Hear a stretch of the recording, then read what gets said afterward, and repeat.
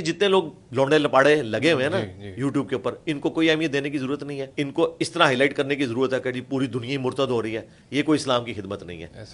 یہ خام خواہ لوگوں کو شوق چڑھا جی دنیا سیکولر ہو رہی ہے، دنیا مرتد ہو رہی ہے، دنیا ایتھیسٹ ہو رہی ہے. اور بھائی دنیا جو اس وقت مسلمان ہے نا وہ صوفی ہوئی ہے. یہ سب سے بڑا مسئلہ ہے.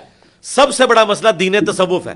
یہ اسلام کی پیٹھ میں وہ چھرا گھونپا ہے انہوں نے کہ ایک بندہ پورے اخلاص کے ساتھ دین پہ چل رہا ہے لیکن اس کو پتہ ہی نہیں ہے وہ نبی علیہ السلام کے طریقے پہ نہیں ہے، وہ تو صوفیاء کے طریقے پہ چل رہا ہے.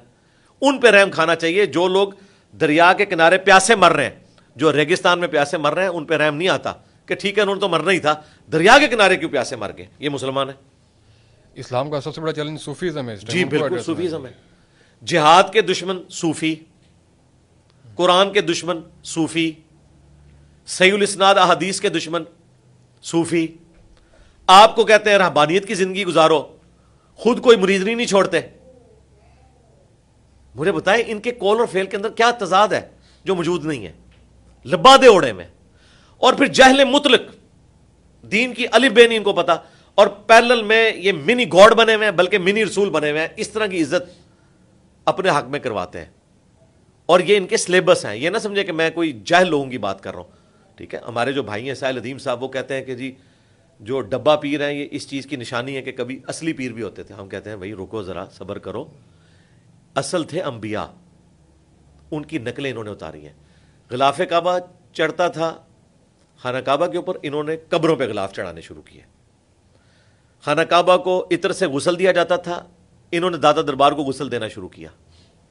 نبی علیہ السلام بیعت لیتے تھے، اس کے بعد خلفائے راشدین نے بیعت خلافت لی ہے. پیری مریدی کی بیعت نہیں تھی. انہوں نے ان کی نقل اتاری اور اپنی پیری مریدی چمکانی شروع کر دی. اب ہماری بدقسمتی ہے کہ یہ اسلام میں بھی آ جائے آگے. ایکچولی یہ الگ سے ایک ریلیجن ہے مسٹسزم کے نام سے.